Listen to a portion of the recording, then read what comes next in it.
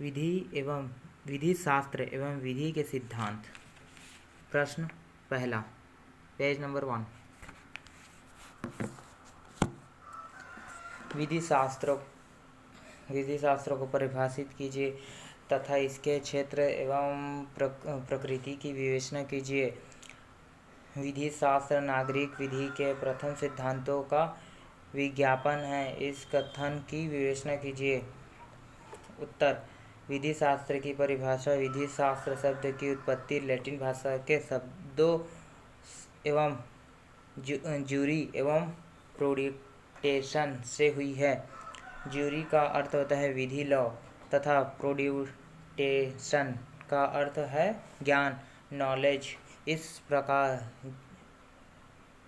Jury प्रोडिक्टेशन का विश्लेषण करने से यह स्पष्ट हो जाता है कि विधि शास्त्र का शाब्दिक अर्थ विधि के ज्ञान से है। इससे विधि का पर्यायवाची शब्द माना जाता है। जैसे कि हम मेडिकल विधि शास्त्र, म्यूनिसिपल विधि शास्त्र, हिंदू विधि शास्त्र कहते हैं। विधि शास्त्र शब्द रोमन के रहने वाले लोगों की भाषा से उत्पन्न ही नहीं होता है, वरन विधि शास्त्र को एक ऊंचे धरातल पर ले जाने का श्रेय है, जिससे कि यह एक विधि विज्ञान माना जाने लगा। भी रोमन के रहने वाले को भी है। रोमन के विख्यात विधिवेत्ता अपीलपन की पद्धति विधि शास्त्र की परिभाषा, जिसका की अर्थ है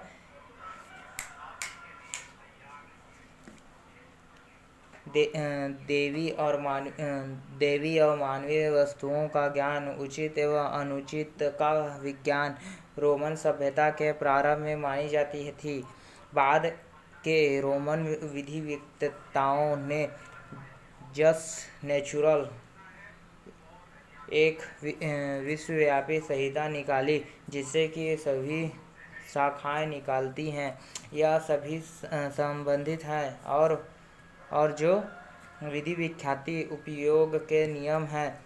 इस प्रकार विधि शास्त्र एक विधि का विज्ञान है जो सिद्धांतों के सार से संबंधित हैं। हॉलैंड ने इसे सुस्पष्ट विधि का औपचारिक विज्ञान कहकर परिभाषित किया है।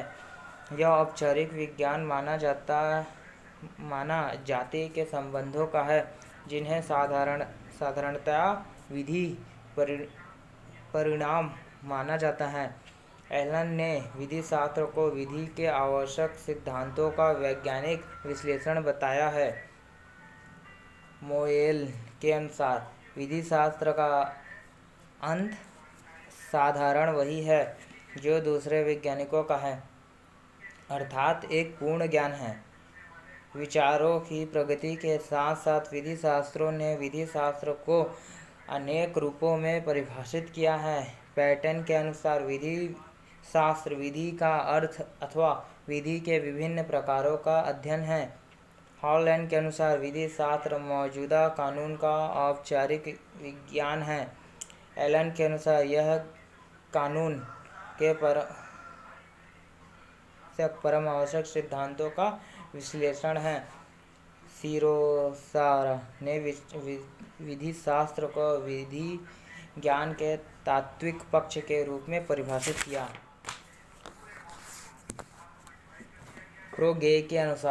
प्रोफेसर ग्रे के अनुसार विधि शास्त्र कानून का विज्ञान है और इसमें न्यायालयों में अमल में लाए जाने वाले कानून, कायदे और उसके बुनियादी उन्मूलनों का अध्ययन किया जाता है।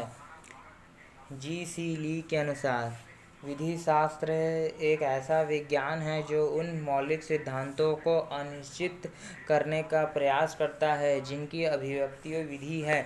प्रोफेसर कीटन के अनुसार विधि शास्त्र को विधि के सामान्य सिद्धांतों का ज्ञान मात्र माना है।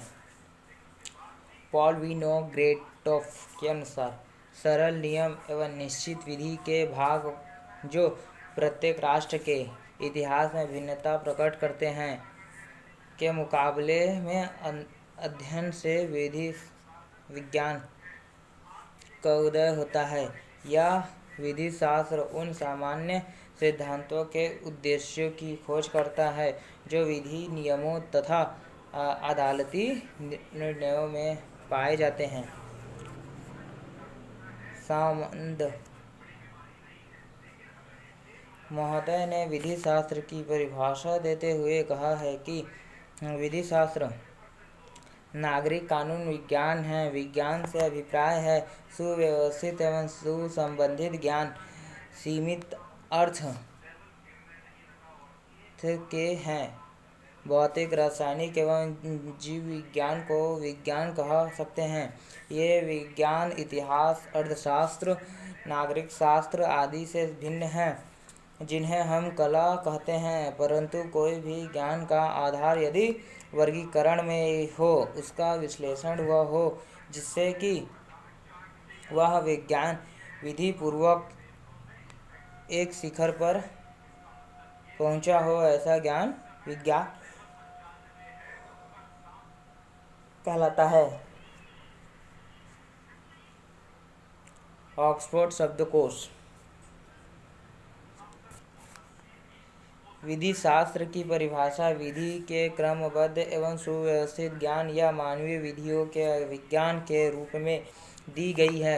उपयुक्त परिभाषाओं में दो बातें ऐसी हैं जो सभी परिभाषाओं में पाई जाती हैं। पहली यह कि सभी विधि शास्त्रों का मत है कि विधि शास्त्र विधि का ज्ञान है। यद्यपि विधि का क्या अर्थ है, इसके बारे में सभी में मतभेद हैं। दूसरी यह कि विधि शास्त्र स्वयं कानून का विज्ञान नहीं है, वरन कानून के बुनियादी उन्मूलनों का विज्ञान है। अतः विधि शास्त्र के अधीन विधि के मूर्त उपबंधों का अध्ययन नहीं किया जाता है। इसके अधीन अमूर्त सिद्धांतों का क्रमबद्ध अध्ययन किया जाता है। विधि शास्त्र का क्षेत्र। विधि शास्त्र के क्षेत्र के संबंध में भी विधि शास्त्रों में बहुत मतभेद हैं। कुछ का कहना है यह है कि विधि शास्त्र के अंतर्गत प्राकृतिक विधान के साथ साथ नैतिकता भी आती है। इससे विधि शास्त्र का क्षेत्र अधिक विस्तृत हो जाता है। कुछ विधि शास्त्रों ने विधि शास्त्र के विषय में अपने मत व्यक्त करते हुए कहा है कि विधि शास्त्र के अंतर्गत राष्ट्रीय विधान की सम्मिलित है। केल्सन ने विधि शास्त्र को नीति शास्त्र तथा समाज शास्त्र से अलग रखा है। विश्लेषणात्मक शाखा के समर्थकों ने इस विषय का अध्ययन विश्लेषणात्मक विधि शास्त्र तक ही सीमित रखा है। डीन रास्को पाउंड के मतानुसार विधि शास्त्र का क्षेत्र निर्णयों के सिद्धांत में भी विधि का अध्ययन करता है। अपीलन के विधि शास्त्र को उचित अनुचित का विज्ञान तथा मानवीय एवं दैवतीय वस्तुओं का ज्ञान कहा है तथा बोलने विधि शास्त्र की परिभाषा न्यायिक विज्ञान कहकर दी गई है। यदि विधि शास्त्र के क्षेत्र में यह सारी बातें मान ली जाएं तो विधि शास्त्र का क्षेत्र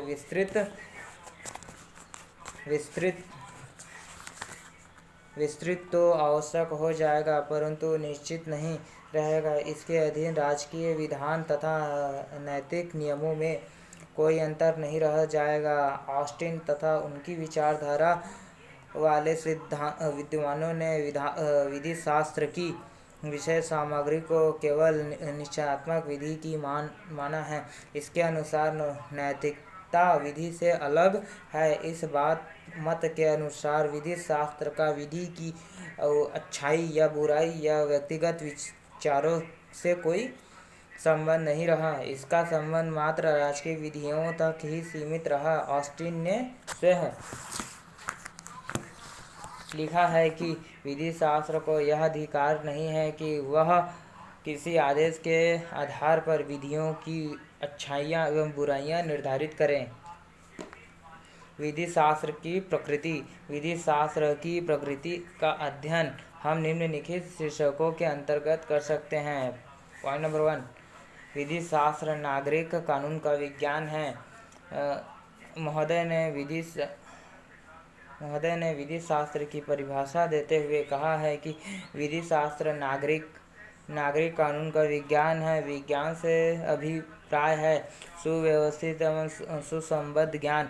सीमित अर्थ में हम भौतिक, रसायन एवं जीव विज्ञान को विज्ञान कह सकते हैं। ये विज्ञान इतिहास, अर्थशास्त्र, नागरिक शास्त्र आदि से भिन्न हैं, जिन्हें हम कला कहते हैं। परंतु कोई भी ज्ञान का आधार यदि वर्गीकरण में है, उसका विश्लेषण हुआ हो, जिससे कि वह विज्ञान विधि पूर्वक एक शिखर पर पहुंचा हो, ऐसा ज्ञान विज्ञान कहलाता है।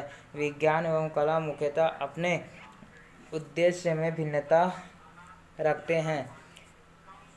मिल के शब्दों में नागरिक कानून, सामान्य के शब्दों में नागरिक कानून का तात्पर्य एक देश का विधान है।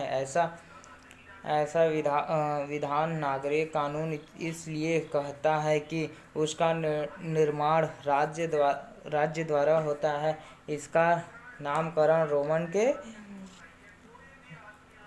ज्यूस सिविल से हुआ है। सामान्य ने विधान शास्त्र की परिभाषा विज्ञान के रूप में करते समय स्पष्ट विधि का जिक्र नहीं किया था। नागरिक कानून का इस्तेमाल करना अधिक ठीक समझा। सामान्य का कहना है कि नए जमाने में नागरिक कानूनों के अर्थ को सुस्पष्ट विधि के गलत इस्तेमाल से दबा दिया जाता है। ज्यूस पोजिटिव का उपयोग मध्यकालीन विधि शास्त्रों ने किया था और इस शब्द से उनका अभिप्राय था वह कानून जो मानव शासन ने बनाया हो अथवा कायम किया है हो। उनका यह अर्थ प्राकृतिक विधि के अर्थ से अलग था। प्राकृतिक विधि प्रकृति द्वारा निर्मित होती है, उसका निर्माण मनुष्य नहीं करता है, मनुष्य उसे सिर्फ समझाता है। अतः ऐसे सभी कानून सुस्पष्ट विधि होते हैं जो प्राकृतिक विधि से अलग होते हैं। प्रत्येक सुस्पष्ट विधि प्राकृतिक नहीं होती है, जैसे कि अंतर्राष्ट्रीय विधि सुस्पष्ट विधि तो है परंतु प्राकृतिक विधि नहीं, क्योंकि अंतर्राष्ट्रीय विधि का निर्माण विधि राष्ट्रों ने मिलकर किया है। नागरिक कानून के दायरे में राष्ट्रीयकरण विधि नहीं आती है, क्योंकि नागरिक कानून किसी एक राज्य या एक देश का कानून होता है और राष्ट्रीय विधि देश के मध्य का कानून है। विधि शास्त्र अंतर्राष्ट्रीय विधि को निश्चित विधि नहीं मानते। पॉइंट नंबर 2, विधि शास्त्र सुस्पष्ट विधि का औपचारिक विज्ञान है। हॉलैंड के मतानुसार विधि शास्त्र सुस्पष्ट विधि का औपचारिक विज्ञान है। औपचारिक हॉलैंड के अनुसार विधि शास्त्र औपचारिक या विश्लेषणात्मक विज्ञान है, न कि भौतिक या विभिन्न देशों के विधान का अध्ययन नहीं करता है, बल्कि यह उन विधानों के रूप में या बाह्य आकार मात्र का अध्ययन करता है। वास्तव में यह भिन्न देशों के विधानों के पीछे छिपे हुए बुनियादी विचारों या सिद्धांतों का अध्ययन करता है। औपचारिकताओं से हॉलैंड का अभिप्राय यह नहीं है कि विधि शास्त्र ऐसे कानूनों का अध्ययन करता है जो कि विभिन्न देशों के विद्यमानों के अभियुक्त होते हैं, बल्कि यह उन विभिन्न संबंधों का अध्ययन करता है कि जो वैधानिक नियमों द्वारा संचालित होते हैं। अतः हॉलैंड के अनुसार विधि शास्त्र उन वैधानिक नियमों का भौतिक विज्ञान नहीं है जो विभिन्न राष्ट्रों के मध्य समान रूप से मौजूद हैं, वरन यह मानव जाति के विभिन्न संबंधों का अध्ययन करने वाले औपचारिक विज्ञान है जिनका वैधानिक परिणाम होता है। इसी कारण हॉलैंड के विचार में विधि शास्त्र औपचारिक विज्ञान, भौतिक विज्ञान नहीं। विज्ञान हॉलैंड के मतानुसार विधि शास्त्र विज्ञान है, कला नहीं। विज्ञान का तात्पर्य है किसी भी विषय का सुव्यवस्थित एवं सुसंबद्ध ज्ञान। विधि शास्त्र को विज्ञान इसलिए कहा जाता है क्योंकि विधि शास्त्र एक सुव्यवस्थित ज्ञान की शाखा के अंतर्गत विभिन्न देशों के विधानों के आदेशों, सिद्धांतों एवं धारणाओं को अपने अंतर्गत शामिल करता है। सुस्पष्ट विधि हॉलैंड का सुस्पष्ट विधि से अभिप्राय उस विधि से है जो राज्य के सर्वोच्च सम्मान राजनीतिक प्रधान द्वारा अपने देश के नागरिकों के कार्यों को संचालित करने के लिए लागू की जाती है। यहाँ पर हॉलैंड तथा ऑस्टिन के विचार मिलते जुलते हैं। दोनों ही विधि शास्त्र की विषय सामग्री को सुस्पष्ट विधि की बातें बताते हैं, परंतु ऑस्टिन की परिभाषाओं से हॉलैंड की परिभाषा केवल इस अर्थ में भिन्न है कि हॉलैंड ने विधि शास्त्र को सुस्पष्ट विधि का औपचारिक विज्ञान कहा है, जबकि ऑस्टिन ने विधि शास्त्र को सिर्फ विज्ञान ही कहा है। आलोचना क्रिटिसाइज हॉलैंड की इस परिभाषा की बहुत ही आलोचना की गई। हॉलैंड की परिभाषा में आए हुए औपचारिक शब्द की विभिन्न विचारधाराओं ने विभिन्न दृष्टिकोण से आलोचना की। प्रोफेसर ग्रे ने औपचारिक शब्दों के कारण हॉलैंड की परिभाषा को संकीर्ण एवं अस्पष्ट बताया है। ग्रे का कहना है कि विधि शास्त्र उतना ही औपचारिक विज्ञान है जितना कि शारीरिक शास्त्र। जिस प्रकार मांसपेशियां अस्थायी तथा तंतुओं शरीर शास्त्र के अध्ययन के विषय होते हैं, ठीक उसी प्रकार लोगों पर नियंत्रण तथा तंजीनित कठिनाइयाँ विधि शास्त्र की विषय सामग्री होती है। जिस तरह शरीर शास्त्र हड्डियों आदि का विवेचन करता है, ठीक उसी प्रकार विधि शास्त्र विधान का। ग्रे महोदय आगे कहते हैं कि यह कहना है कि विधि शास्त्र औपचारिक विज्ञान है इसका अभिप्राय यह होता है कि विधि शास्त्र केवल इसी पर निर्भर है, इसमें किस विधान का अध्ययन किया जाता है इस पर नहीं कि विधान का वर्णन कैसे किया जाता है। उनका कहना है कि विधि शास्त्र एवं विधान का वास्तविक संबंध एवं बात पर निर्भर नहीं करता है कि जिस विधान इसमें वर्णन किया जाता है, वरन इस बात पर निर्भर करता है कि इसमें विधान का वर्णन कैसे किया जाता है। डॉक्टर एडवर्ड जैक्स ने अपनी औपचारिक शब्दों पर हॉलैंड की परिभाषा की कटु आलोचना की है। हॉलैंड जैक्स का कहना है कि औपचारिक शब्द का उपयोग करके हॉलैंड ने विश्वास शास्त्र के आकार पर अधिक जोर दिया है, विषय पर नहीं। उसका कहना है कि यह सत्य है कि विधि शास्त्र विधि को उसके आकार से ही समझते हैं और विधि के आकार से ही बुनियादी नियमों के विषय की तरह में मौजूद पतों को हम जान सकते हैं और समझ सकते हैं, परंतु जब किसी विधि शास्त्र को ऑपरेशन करने की मेज पर रखा हुआ हो, विधि का आकार मिलता है, तो उसका यह कर्तव्य हो जाता है कि इसकी चीराफाड़ी करें और इसके वास्तविक अर्थ को समझें। इस प्रकार डॉक्टर जैक्स आलोचना करते हुए कहते हैं कि विधि शास्त्र को सहज आकार से ही संबंधित माना उसे विधान के मुहद्दे से गिरकर एक मामूली कारीगरी के दरवाजे पर ला देता है। प्रोफेसर प्लेट का कहना है कि जब भारत का विधि शास्त्र निर्णयों एवं उन तथ्यों का अध्ययन नहीं किया जाता है जिनके अंतर्गत विधि का निर्माण किया गया है तब तक विधि को पूरी तरह पहचाना नहीं जा सकता है। इतना ही नहीं, वरन विधि शास्त्र के मुख्य विषयों का ढांचा भी नहीं खड़ा किया जा सकता है।